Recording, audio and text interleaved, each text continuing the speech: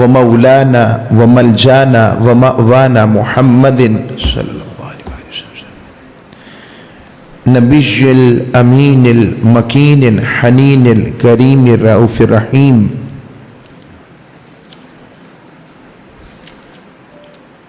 اما بعد فاعوذ باللہ من الشیطان الرجیم بسم اللہ الرحمن الرحیم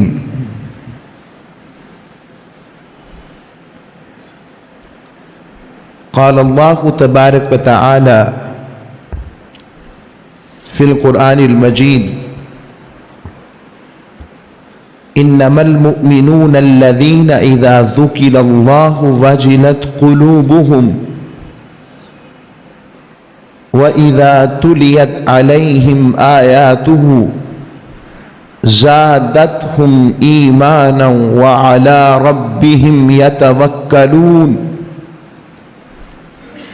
وقال الله تبارك وتعالى في مقام آخر إنما يريد الله ليذهب عنكم الرجس أهل البيت وَيُطَهِّرَكُمْ تَطْهِيرًا صدق اللہ مولانا عظیم وصدق رسولہ النبی الامین الکریم۔ اللہ رب العزت کا بے پایا لطف و احسان و کرم اور کروڑ مرتبہ اس کا شکر ہے جس نے ہمیں رمضان المبارک جیسی بابرکت ساعتیں عطا فرمائی۔ غور طلب بات یہ ہے جس طرح بارش برابر اللہ کی بارگاہ سے آسمان سے برستی ہے، مگر ہر زمین پر اس بارش سے فائدہ اور متاع اٹھانے کا انحصار اس زمین کی زرخیزی پر ہوتا ہے۔ اگر زمین کلر زدہ شور والی ہوگی، بنجر ہوگی، تو اس کی بارش کا قصور نہیں ہے، اصل میں زمین ہی اس قابل نہیں کہ وہ باغ و بہار پیدا کر سکے۔ کئی زمینیں کلر زدہ شور زدہ بنجر ہو جاتی، تو رمضان المبارک کا مہینے میں اللہ رب العزت پہلے عشرے میں رحمت کی بارش برساتا ہے۔ دیکھیں کہ اس رحمت کی بارش میں ایمان کی زمین کتنی نرم ہوئی ہے، اس پر اعمال صالحہ کے پودے کونپلیں لگی ہیں یا نہیں لگی، اس میں تر و تازگی آئی ہے یا نہیں آئی۔ پھر مغفرت کی بارش فرماتا ہے کہ اس سے بخشش کے ذریعے اس سے ملاقات والا پھل لگنے کی تیاری ہو رہی ہے یا نہیں۔ بور آیا ہے کہ نہیں آیا ہے؟ بور آیا ہے یا نہیں آیا؟ کہیں پھر سے گناہوں کے کیڑوں نے اور وائرس نے حملہ تو نہیں کر دیا؟ غور کریں۔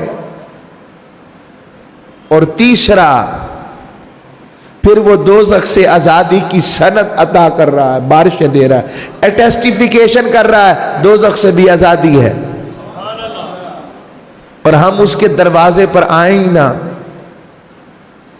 اس نے مہمان بھیجا ہو، مجھے آپ سے پوچھتا ہوں، مہمان بھیج، ہمارے دروازے پر کوئی مہمان آئے، ہم اس کی مہمان نوازی ہی نہ کریں، اس کی آؤ بھگت ہی نہ کریں، اور مہمان بھی ہمارے کسی پیارے نے بھیجا ہو۔ چلے میں ایسے مثال دیتا ہوں، ہمارے ہاں نرم و نازک ترین رشتہ جو ہوتا ہے نا، بیٹیوں کا سسرال یا بہنوں کا سسرال ہوتا ہے، چلے یوں لے لیتے.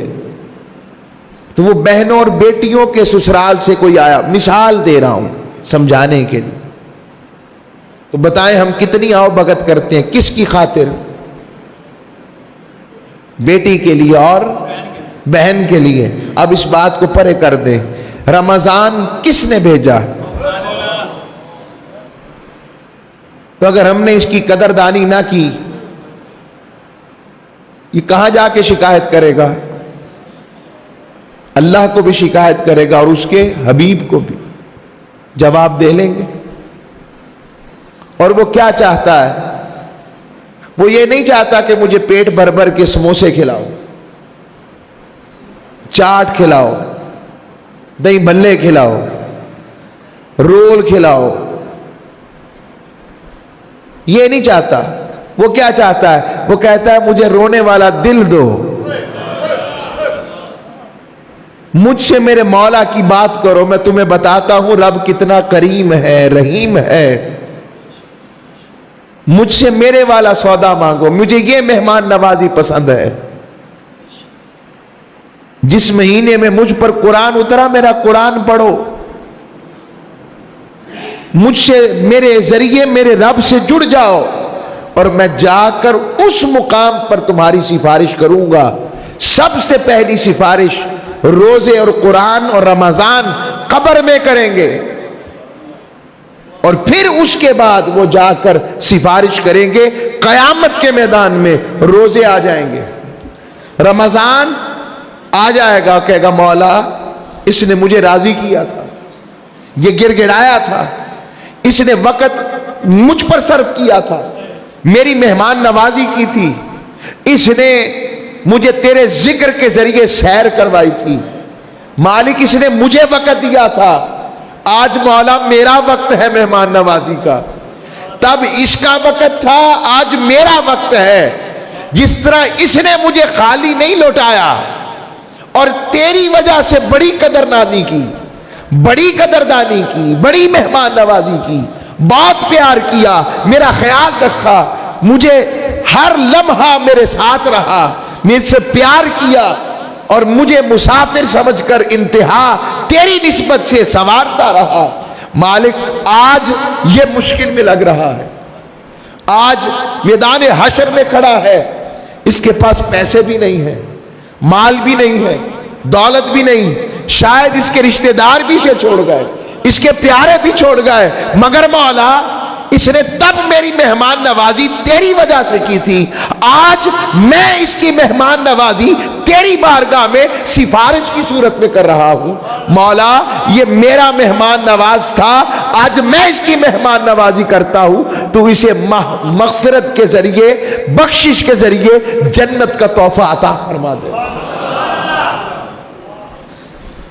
میں نے چاہا تھا مضمون تو یہ اس لیے رمضان تھوڑے دن رہ گئے, رب کا مہمان پتہ نہیں آخری جمعہ ہی ہو, ممکن ہے آخری جمعہ ہو, اللہ کرے کہ ایک جمعہ اور مل جائے.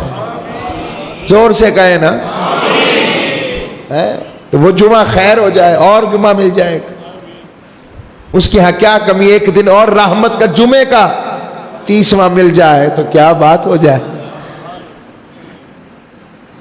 اس لیے اس مہمان کی قدر کرو.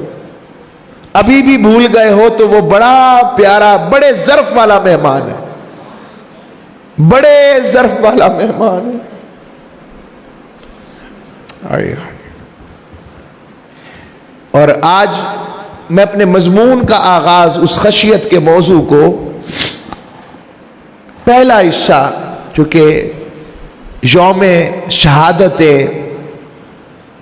مولا علی المرتضیٰ کرم اللہ وجہ الکریم گزرا ہے, تو میں اپنی گفتگو کا عنوان ان کی ذات سے لے رہا ہوں.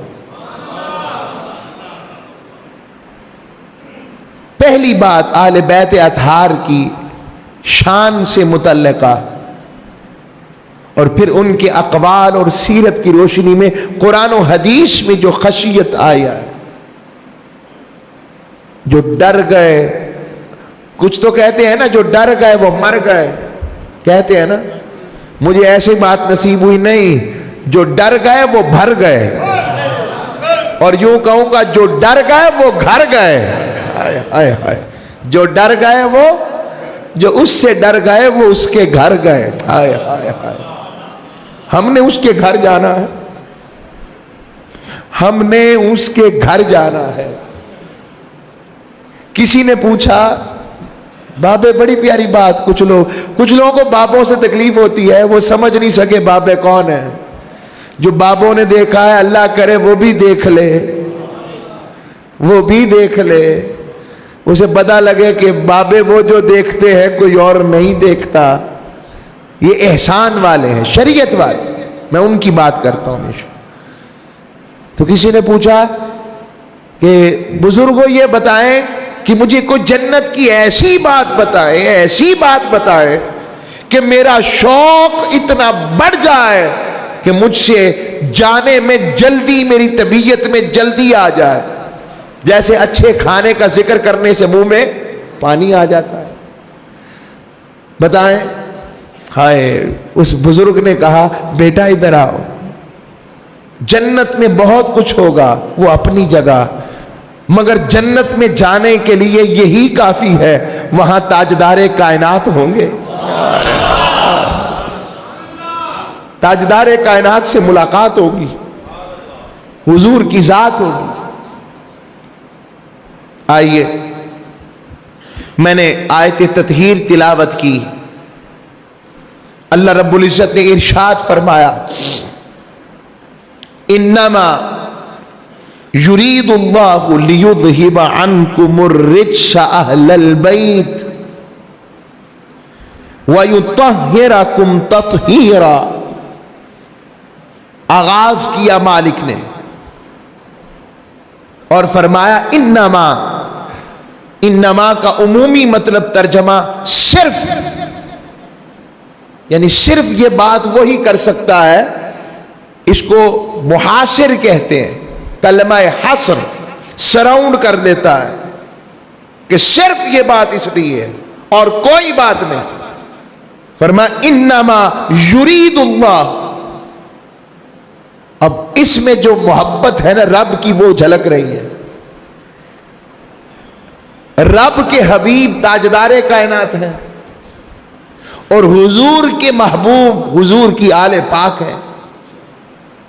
اس نسبت کے ساتھ اللہ نے ارشاد فرمایا انما یرید اللہ، کہ یہ صرف اللہ کا ارادہ ہے، یہ صرف اللہ نے چاہا ہے، یہ صرف اللہ کا طریقہ ہے، اللہ کی پسند ہے. کیا پسند ہے؟ لیذہب عنکم الرجس، کہ اے نبی کے گھر والوں تم سے ہر طرح کے رجس کو، ناپاکی کو، کمی کو، کوتاہی کو، غفلت کو، کمزوری کو، گناہ کو، خطا کو، ہر طرح کی کمزوری کو، صفتی جو بشری تقاضے میں بھی کمزوری ہوتی ہے اس سے بھی، لیذہب عنکم الرجس، تمہیں ہر طرح سے پاک کر دے، ہر رجس سے پاک کر دے، ہر پلیدی سے پاک کر دے، ہر ناپاکی سے پاک کر دے، ہر برائی سے پاک کر دے، ہر رذائل اخلاق سے پاک کر دے، ہر حقد سے پاک کر دے، ہر حسد سے پاک کر دے، ہر جھوٹ سے پاک کر دے، ہر لالچ سے پاک کر دے. اتنا پاک کرے. فرمایا اہل البیت، نبی کے گھر والوں کو پاک کر دے. اب پاک کر دیا تو کافی تھا، مگر رب نے کہا نہ، ابھی میری محبت اور میرا حکم پورا نہیں ہوا، ابھی تو اگلی بات کر رہا ہوں. وَيُطَهِّرَكُمْ تَطْهِيرًا، کہ وہ چاہتا ہے کہ تمہیں ہر طرح کی کامل طہارت سے نواز کر ایسا پاک کر دے کہ پاکی بھی جن سے پاک ہونا سیکھے، پاکی بھی جن سے پاک ہونا سیکھے. اتنے پاک ہو جاؤ اور جن کو رب پاک کرے. اچھا ایک سوال ویسے ذہن میں آ گیا، میں ہمیشہ اس کو بیان کرتا ہوں. میں نے ابھی کہا ہر گناہ سے، ہر خطا سے، تو ذہن میں سوال آ جاتا ہے، یہ تو عقیدہ انبیاء کے لیے ہے کہ انبیاء معصوم عن الخطا ہوتے ہیں، وہ گناہوں سے پاک ہوتے ہیں، آپ یہ بات آل پاک کے لیے کہہ رہے ہیں، اس کی کیا وجہ ہے؟ اس کی ایک ہی وجہ، تاجدار کائنات، تاجدار انبیاء ہونے کی وجہ سے معصوم عن الخطا ہیں، اور آل پاک قرابت محمدی ہونے کی وجہ سے اور خون مصطفیٰ ہونے کی وجہ سے اور آل مصطفیٰ ہونے کی وجہ سے محفوظ عن الخطا ہے۔ کیا ہے؟ دیر ساتھ، معصوم کون ہے؟ تاجدار کائنات، اور آقا کی وجہ سے آل پاک کیا ہے؟ محفوظ۔ یہ ہمارا عقیدہ اہل سنت ہے۔ کیا ہے؟ اونچی آواز سے، معصوم کون ہے؟ انبیاء، اور آل پاک کیا ہے؟ محفوظ۔ اب میں آپ کو اس رجس کو کہ سمجھانے کے لیے قرآن کا ایک اور مقام سناتا ہوں۔ سورہ مائدہ آیت نمبر 90، یہ آیت شراب کی حرمت کے لیے اتری، جوئے کے حرام ہونے پر اتری، نسب کیے کہ بتوں کے لیے اتری، اور وہ فال کے جو تیر، فال کے سمجھتے ہیں نا، لاٹری ٹائپ کے تیر وغیرہ اس ٹائم ہوتے تھے، تیر چلا کر لاٹری نکلتی تھی، یہ اس کے حوالے سے رب نے قرآن میں کہا، یا ایھا الذین آمنوا انما الخمر والمیسر والانصاب والازلام رجس من عمل الشیطان۔ فرمایا ایمان والو، بے شک شراب، پھر دوبارہ ایک جملہ اصلاحاً اپنے اس مقام کی وجہ سے کہہ رہا ہوں، ہمارے معاشرے میں بھی شراب عام ہوتی جا رہی ہے۔ ان سے عرض کروں گا، تم نے کیا اس شراب کا نشہ لینا ہے؟ خدا را آؤ، رب سے مانگو کہ تمہیں مصطفیٰ کی زیارت کا نشہ مل جائے، جنت کی شراب طہور مل جائے، مولا سے ملاقات اور اس سے زیارت کا وہ جو دیدار الہیہ ہوگا، اس کا نشہ تم کیا جانو؟ جن کا ذکر سن کے اتنا نشہ آتا ہے، ان کو تکو گے تو کیا ہو جائے گا؟ آ جاؤ۔ عرض کر رہا ہوں، خمر، جوا ہمارے ہاں عام ہوتا جا رہا ہے، کرکٹ میچز کے اوپر جوا ہے، بچے گراؤنڈ میں کھیلنے جاتے ہیں، آپ کے خیال میں کھیلنے گئے ہیں، میں جانتا ہوں جوا لگتا ہے، بال پر جوا لگتا ہے، شرط لگتی ہے، شرط حرام ہے اسلام میں، 2 5 10 ہزار کی، اور پتہ نہیں اب لاکھوں کی بھی لگنے لگ پڑی، تو وہ جوا ہے۔ پھر لڑائیاں ہوتی ہیں، فائرنگ ہوتی ہے، دشمنیاں بڑھتی ہیں، خاندان کے خاندان برباد ہوتے ہیں۔ نہیں یقین تو آئیں تھانے جا کے پوچھیں کتنے پرچے، کتنے معاملات اس دشمنی کی بیس پر ہو رہے ہیں، ہوتے ہیں کہ نہیں؟ بتائیں ہوتے؟ بولیے۔ یہ سارا وہی ہے۔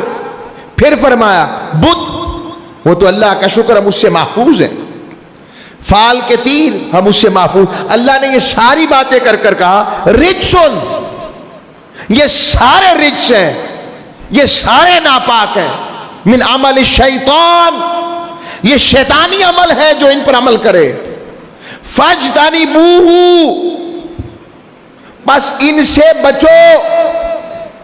حکم آ گیا، حکم آ گیا، امر آ گیا کہ یہ حرام ہے، ان سے بچنا ہے۔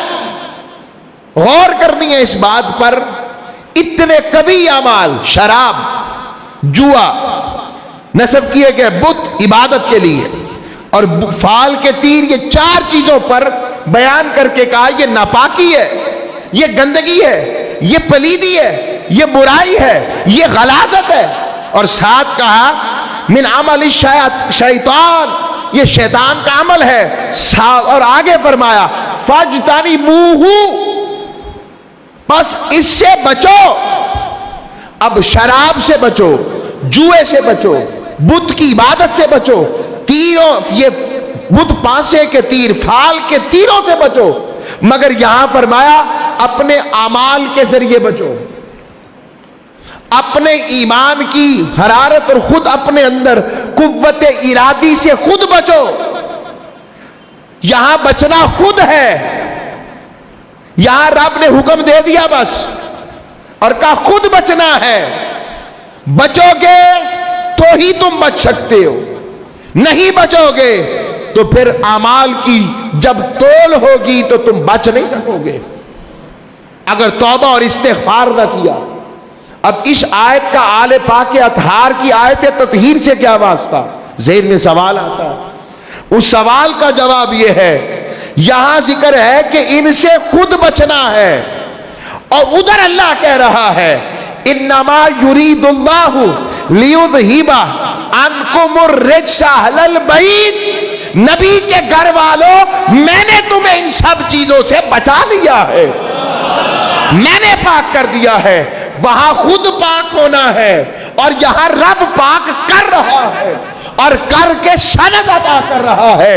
ارے لوگوں, جن کی پاکی کی سند رب عطا کرے اور جنہیں رب پاک کہہ دے اور کر دے, کوئی ان کی پاکی جیسا ہو سکتا ہے؟ ارے تکبیر, ارے رسالت, ارے تحقیق, ارے حیدری. بس یہ ایک نقطہ میں نے دینا تھا, یہ ایک نقطہ ہے طہارت. اس لیے ہم آل پاک کا ذکر کرتے ہیں. کوئی شک نہیں, اصحاب رسول رضوان اللہ اجمعین, ہم ان کی بھی کمی نہیں, مگر یہاں چونکہ دن آیا ہے مولا علی کا, تو جن کا دن ہو ان کی بات قریب تر ہوتی ہے. تو میں نے کہا کہ وہاں خود بچنا ہے اور یہاں رب نے بچایا ہے. وہاں خود پاک ہونا ہے, یہاں رب نے پاک کیا ہے. اور جن کو رب پاک کر دے, اس لیے آقا نے فرمایا, اس کی ظاہراً شکل حضور نے عملاً اپنے قول کے ذریعے فرمائی. فرمایا اے علی رضی اللہ تعالی عنہ کرم اللہ وجہہ الکریم, فرمایا علی, میرے اور تیرے سوا اس عالم میں جب غسل فرض ہو جاتا ہے, حالت جنابت ہو جائے, تو کوئی مسجد کے قریب نہیں آ سکتا.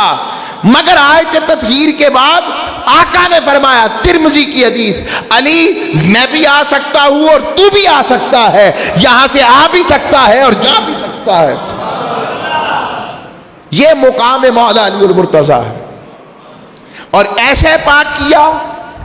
ایک اور حدیث کا حوالہ اچانک ذہن میں آ گیا, یہ بھی ترمذی شریف کی حدیث ہے. فرمایا, صحاح ستہ کی حدیث ہے, تاجدار کائنات صلی اللہ علیہ وآلہ وسلم نے فرمایا مولا ابو بکر پر رحم فرمایا, انہوں نے ہجرت کے لیے میرے ساتھ چلے, مفہوم دے رہا ہوں, اور اپنی بیٹی کا رشتہ مجھ سے کیا. مولا ابو بکر پر رحم فرما, مولا عمر پر رحم فرما. سچ بات کرتا ہے چاہے کڑوی کیوں نہ ہو, اس لیے اس کا دوست کوئی نہیں ہے. سچی بات منہ پہ کر دیتا ہے. عثمان غنی, مولا عثمان پر رحم فرما جو حیادار ہے, اور علی پر رحم فرما. آگے جملے ہی بدل دیے, فرمایا مولا جہاں حق ہو, جہاں علی ہو وہاں حق ہو, اور علی کو, حق کو علی کے ساتھ رکھ. اوروں کی بات آئے تو حق کے پیچھے چلنا ہوتا ہے کھائے, اور علی وہ ہے جن کے پیچھے حق ہے. حق بمانا سچائی ہے, درستگی ہے. یعنی سمجھنا ہو کہ سیدنا صدیق اکبر بھی نظر نہیں آ رہے, سیدنا فاروق اعظم بھی نہیں, سیدنا عثمان غنی بھی نہیں رضوان اللہ اجمعین, سمجھنے کے لیے تو اب پہچانے کہ حق کہاں ہے, اس عنوان کے حوالے سے. یا کربلا کے میدان میں بھی لے جائے آیت تطہیر کو, یہی معنی کو, تو جاننا ہو حق والے کہاں ہیں, تو دیکھے علی کہاں ہیں. جہاں علی والے ہیں, علی کے لال ہے, حق وہاں ہے. آگی بات سمجھ. یہ معنی ہے. باقی نہ ہم تنقیس صحابہ کے قائل ہیں، ہم تو ہر اس صحابی کی کیا جوڑوں کے قدموں کی دھول بھی اپنی آنکھوں کا سرما بنائے جنہوں نے چند لمحے کیا ایک لمحہ بھی ایمان کی نظر سے حضور کے چہرے انور کو دیکھا ہے.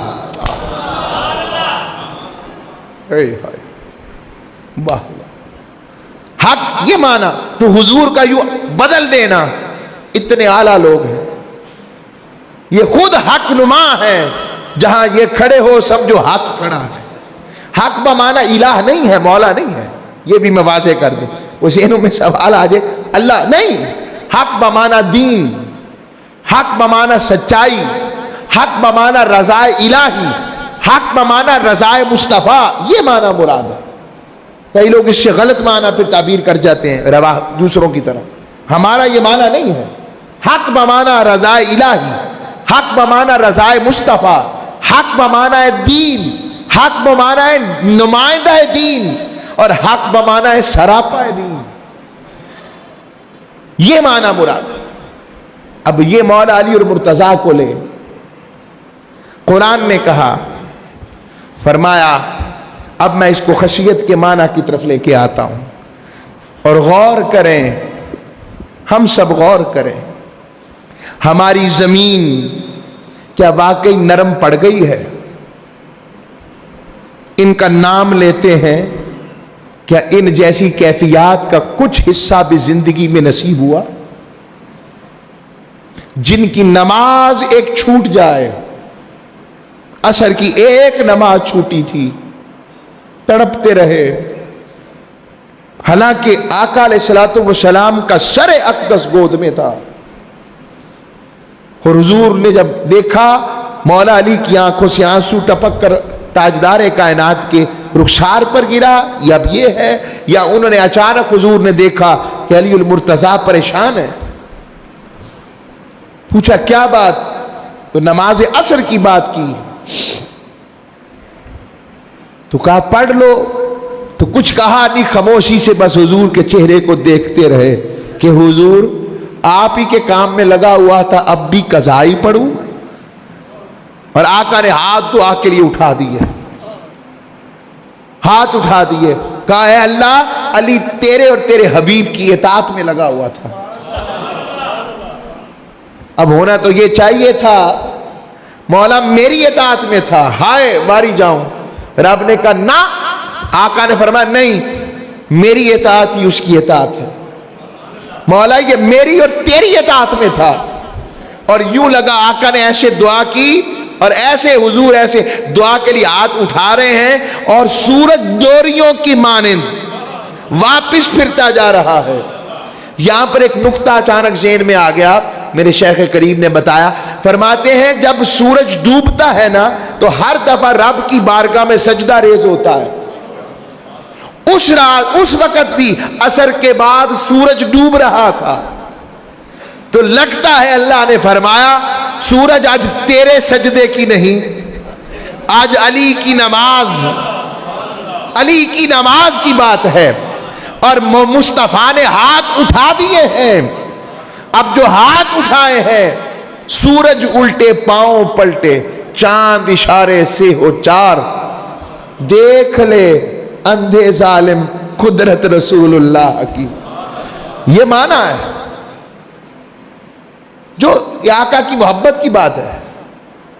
یہ زمین و زمان، تو اس میں بھی یہ شعر آیا ہے، اشارے سے چاند چیر دیا، چھپے ہوئے خور کو پھیر لیا، گئے ہوئے دن کو عصر کیا، یہ تاب و تواں تمہارے لیے. خور فارسی میں سورج کو کہتے ہیں. یہ تاجدار کائنات صلی اللہ علیہ وسلم کو عطائیں، اور ادھر رب نے کہا نہیں، علی کے سجدے کی زیادہ مجھے پسند ہے، تیرا سجدہ بعد میں ہو جائے. جن کے لیے رب بدل دے یہ سب کچھ، ان کا عالم کیا ہے؟ ان جیسوں کے لیے قرآن کیا کہہ رہا ہے؟ قرآن نے کہا انما المؤمنون الذین اذا ذکر اللہ وجلت قلوبہم.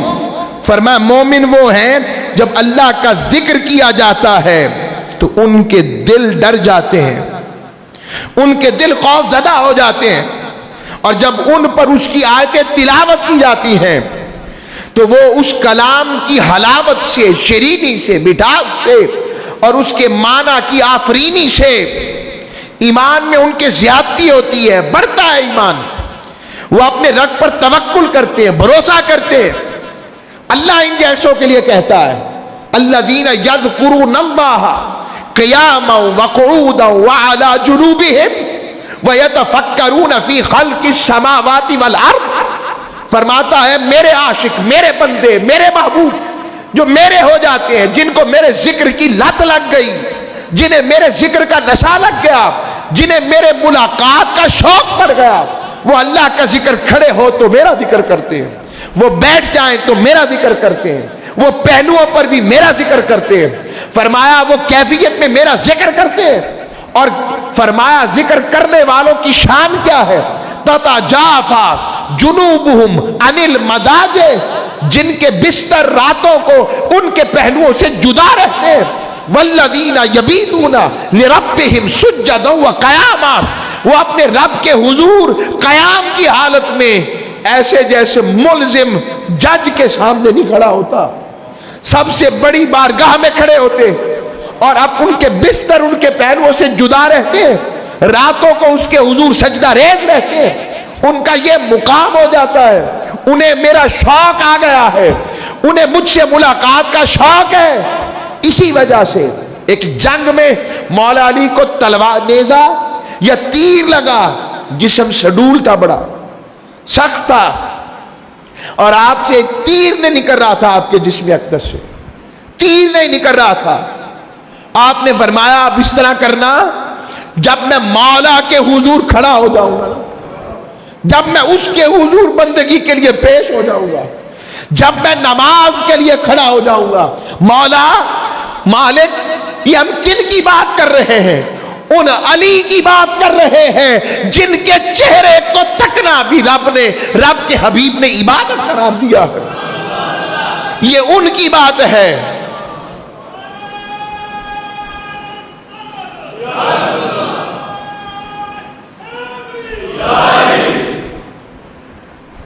صوفی ندیم صاحب، سائیں ندیم صاحب، میں دیکھ رہا ہوں وہ آگے آ جائیں، ان کے لیے سارے راستے ان کے لیے کھلے ہیں، وہ آگے آ جائیں، میری آواز سن لیں تو۔ سائیں ندیم صاحب سے گزارش ہے آگے تشریف لیں۔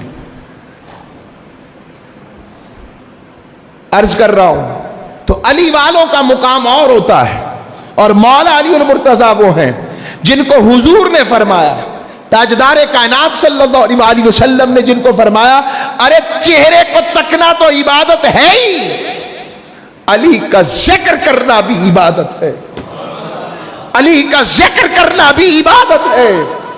وہ علی اب وہ حالت نماز میں کھڑے ہیں، اور وہ طبیب آگے بڑھا، اس نے جیسے ہی آپ کے جسم اقدس سے تیر نکالا، جسم نرم ہو گیا، ایسے جیسے موم نہیں ہو جاتا۔ پوچھا بعد میں کہ حضور پہلے تو نکل نہیں رہا تھا، نماز کے عالم میں پتہ ہی نہیں لگا۔ کہا تمہیں پتہ نہیں میں کس کے حضور کھڑا تھا؟ ہائے ہائے ہائے، جو سیدہ پاک کے زوج ہوں، جو سیدہ فاطمہ زہرا کے زوج ہوں، جو پروردہ آغوش مصطفیٰ ہوں، ارے جنت کے مالک جن کے بیٹے بنا دیے جائیں، یہ ان کا حال ہے، اور ہم کہاں کھڑے ہیں؟ ہم کہاں ہیں؟ مولا علی المرتضیٰ کرم اللہ وجہہ الکریم فرماتے لوگوں جب میرا دل کرتا ہے میں مولا سے باتیں کروں تو میں نماز پڑھتا ہوں۔ کیا نمازیں ہوں گی ان کی، کیا تیقن ہوگا، کیا توکل ہوگا، کیا نظارہ لیتے ہوں گے، کیا کیف پاتے ہوں گے، اور کیا لطف آتا ہوگا انہیں نماز میں، کیا کیفیت ملتی ہوگی جس کو اقبال نہیں کہتے دو عالم سے کرتی ہے بیگانہ دل کو، ہائے ہائے عجب چیز ہے لذت آشنائی، جسے ان کی آشنائی مل گئی وہ دنیا سے بے لذت ہو جاتا ہے۔ دنیا کی رنگینیاں، دنیا کے حسن، دنیا کی تجلیات کی اسے پرواہ نہیں رہتی، وہ پھر دنیا کی پرواہ نہیں کرتا، وہ اپنے مولا کی پرواہ کرتا ہے۔ لوگ سمجھتے ہیں وہ پاگل ہے، یہ تو مجنوں ہے۔ وہ کہتا ہے تمہارے مجنوں کہنے سے بات نہیں بنتی، تم کہتے رہو، میں اس کا کام کرتا رہوں، تمہارا کام مجھے کہنا ہے، میرا کام اس کا کام کرنا ہے۔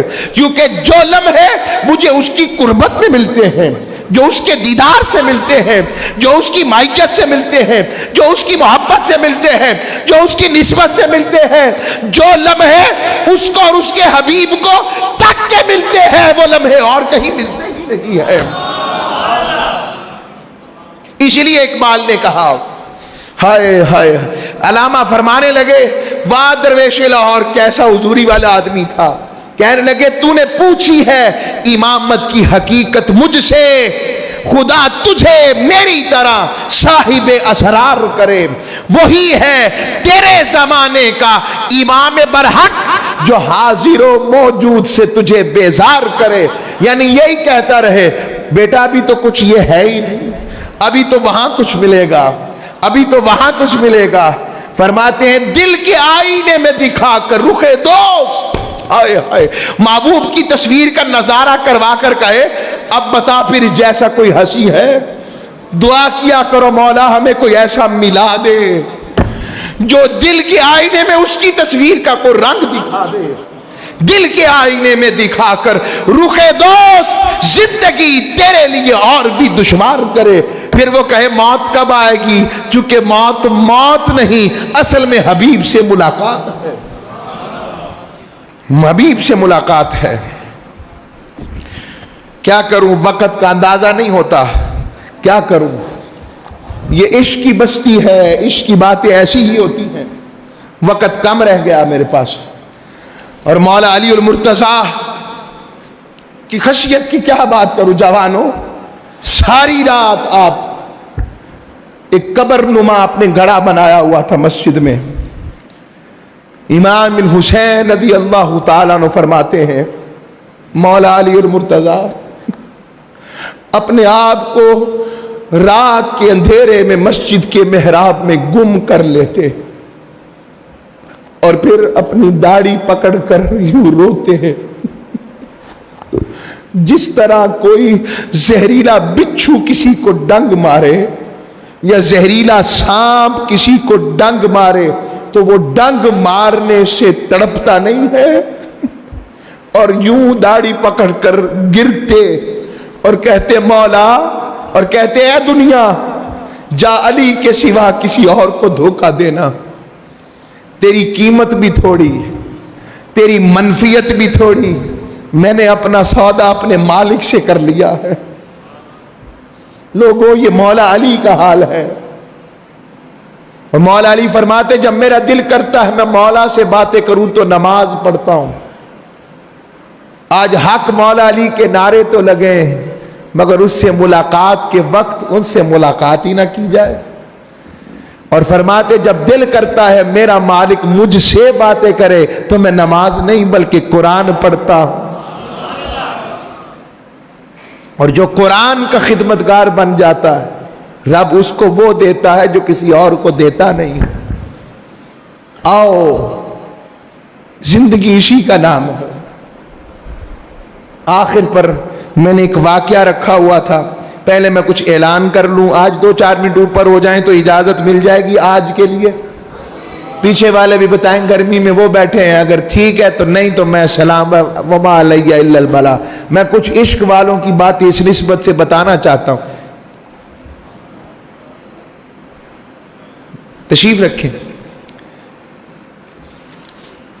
سب سے پہلے تو صدقہ فطر کا سن لیں، کچھ چیزیں میں نے دینی ہے آپ کو فطرانہ۔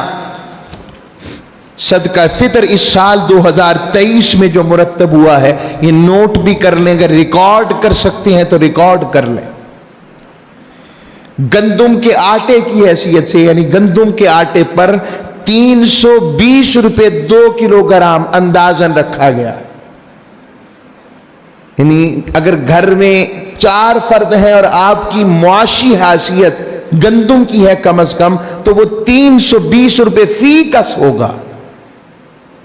اگر اس سے بہتر ہے معاشی حالت، فائنانس پوزیشن اس سے بہتر ہے، یعنی آپ 320 روپے سے زیادہ کا ایک ٹائم میں کھانا عمومی کھاتے ہیں ایک بندہ، اور اللہ نے یہ توفیق دی ہے، تو وہ 4 کلو جو ایک سا 4 کلو جو 1000 روپے بنتے ہیں وہ اس حساب سے فطرانہ دے گا۔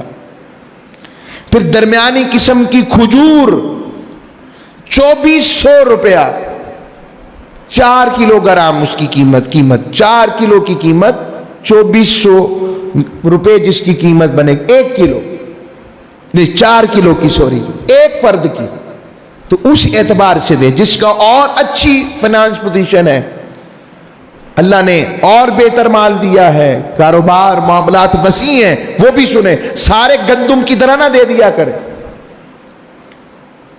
2 کروڑ روپے کی گاڑی ہے، 5 کروڑ روپے کی دکان ہے، 10 کروڑ روپے کا گھر ہے، اور پیسے گندم کے اعتبار سے رب کے ساتھ کنجوسی نہ کریں۔ اس نے کنجوسی کر لی تو بچنا کچھ نہیں، کھولیں، بھوکے کو روٹی کھلائیں، بے لباس کو لباس پہنچائیں۔ آج زیادہ وقت ہے، خدا کی قسم لوگ اپنی عزتیں بیچ رہے ہیں، میں سچ بول رہا ہوں۔ کشمش 4800 روپیہ اس کی بنتی ہے ایک فرد کی، کشمش کی، اس سے اعلیٰ ہے کھجور کا، اجوا کھجور جیسے ہے تو 10,800 روپیہ فی کس ہے۔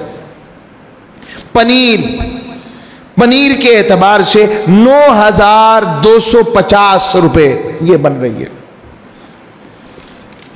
دوسرا میں نے آپ سے عرض کرنا ہے، لیلۃ القدر آ رہی ہے، یہ ساری تیاری اس لیے ہے، یہ ساری تیاری لیلۃ القدر کے لیے بھی ہے کہ زمین اتنی نرم ہو جائے کہ ممکنہ شب قدر ملے تو رب کی رحمت ہم پر برس جائے، 1000 مہینوں سے افضل۔ ویسے تو اسے ہر طاق رات میں تلاش کرو، مگر ممکنہ 27ویں کی رات ہم جو امکانی ایک رکھتے ہیں،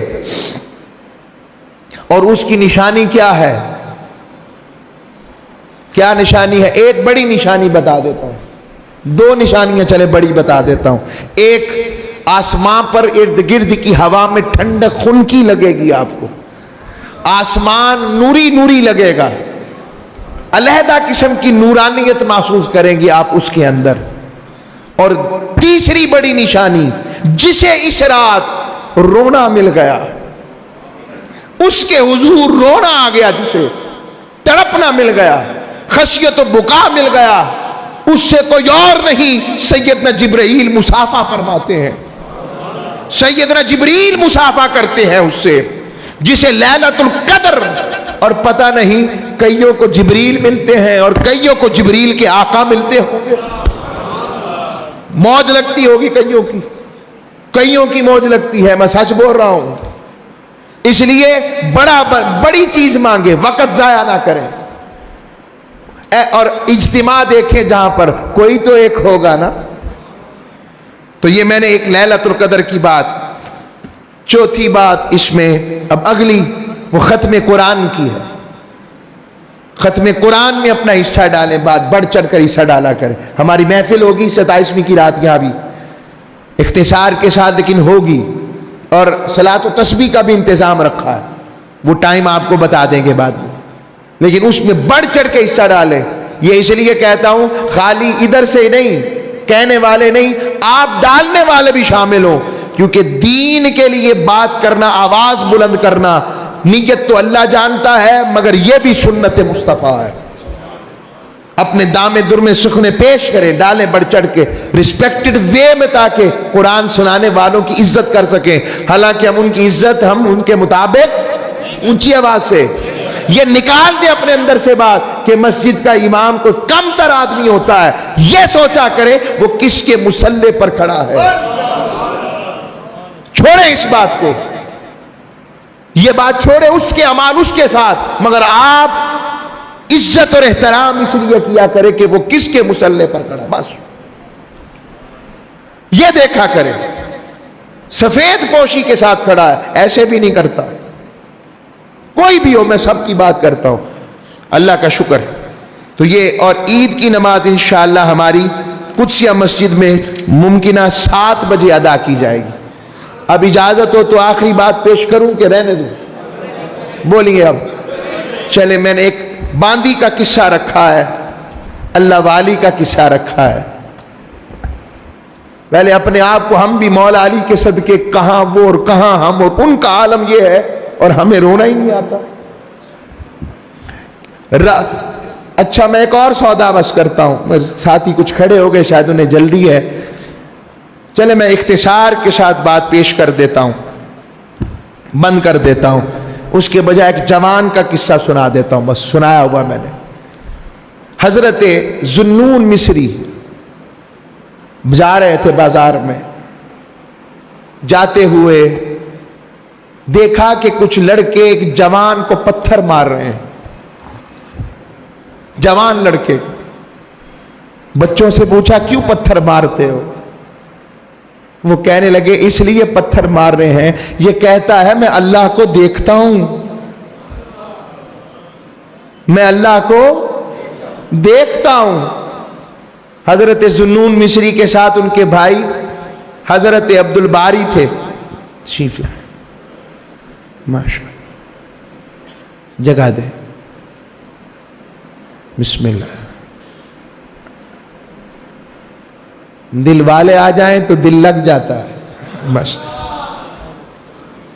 تو عرض کر رہا ہوں، حضرت ذوالنون مصری نے جب سنا کہ کہتا ہے یہ کہ میں اللہ کو دیکھتا ہوں، تو اپنے بھائی کو کہا بھی ساڑھے ورگا ہی ہے، یہ بھی پاگل ہی ہے، ہائے ہائے ہائے، کہا اس سے ملاقات کرے۔ آگے دیکھا شاب وسیم، ایک بڑا پیارا جوان کھڑا تھا، جوانوں ایسے بھی جوان ہیں۔ آپ نے کہا بھائی لوگ کہتے ہیں تو پاگل ہے، تو کہتا ہے میں اللہ کو دیکھتا ہوں، یہ کیسے ہو سکتا ہے؟